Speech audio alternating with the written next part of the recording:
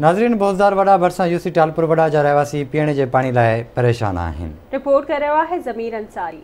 हिन जदीद दौर में ॿियनि तरक़ियाती परेज़ीर मुल्कनि जा इंसान पंहिंजी सहूलियतूं आसाइशूं चंड ते पिया तलाश कनि। उते सिंध जे ॿराड़ीअ जे इलाइक़नि जा इंसान पीअण जे मिठे पाणीअ लाइ सख़्तु परेशान ऐं भटकंदा पिया वतनि। तालके कोटडीजीअ जे यूसी टालपुर वड़ा जा रहवासी मिठे पाणी लाइ परेशान ऐं कोए मील परे परे खां पंहिंजे गुलड़नि जहिड़नि मासूम ॿारनि सां गॾु पाणी भरण ते मजबूर बणियल आहिनि। हिते जेको वाटर सप्लाई जो पाणी आहे उहो हिकु त साफ़ न पियो अचे ऐं उहो टाइम ते शहरनि खे न पियो थिए। बदकिस्मतीअ सां असीं जंहिं तालके जे अंदरि अचूं था, जंहिं हल्के में अचूं था, उतां जो MP MNA त एतिरी गहरी निंड में सुतल आहिनि या हुननि खे बेध्यानीअ तरफ़ हुनजो रुख आहे जो हिन शहर खे मुसलसल नज़रअंदाज़ करणु। हितां जे माण्हुनि खां वोट वठी त वञनि था, पर हितां जे माण्हुनि खे बेसहारा छॾियो अथनि। तक़रीबन असां जा आया आहियूं त इहो मसइलो ईअं ई ॾिसूं था पिया, कोई बि मसइलो हल न आहे थी सघियो। केतिरियूं हुकूमतूं आयूं वियूं, उनखां पोइ बजटूं आयूं वियूं, तॾहिं बि तव्हां हीअ हाल ॾिसो था पिया, माण्हुनि जो ॿाहिरि तव्हां हाल ॾिसो था पिया। मतिलबु आहे त असांखे हिन मां अञा ताईं फ़ाइदो फ़िलहालु असांखे कोई बि न पहुतो आहे।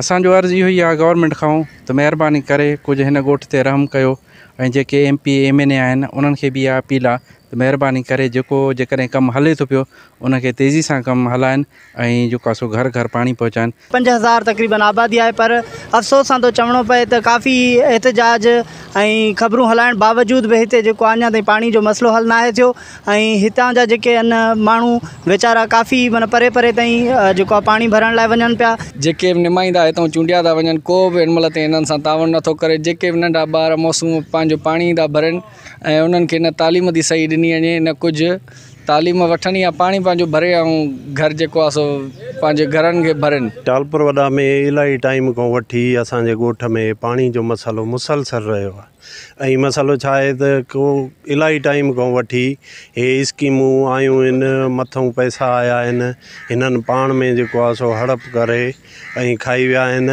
ऐं हिननि नाकारा मटीरियल इस्तेमालु करे ऐं कोई बि जेको आहे सो कमु भलो न थियो आहे। हितां जे ॻोठाणनि तक जी MNA doctor Nafisa Shah Jilani, MPA मुनवर अली वसाण ऐं ॿियनि वसवारनि खां मुतालबो कयो आहे त इन मामले जो नोटिस वठी ज़िंदगी जो अहम मसइलो हल कयो वञे। कैमरामैन जमील अंसारीअ सां गॾु ज़मीर अंसारी, आवाज़ TV न्यूज़, भोज़ार।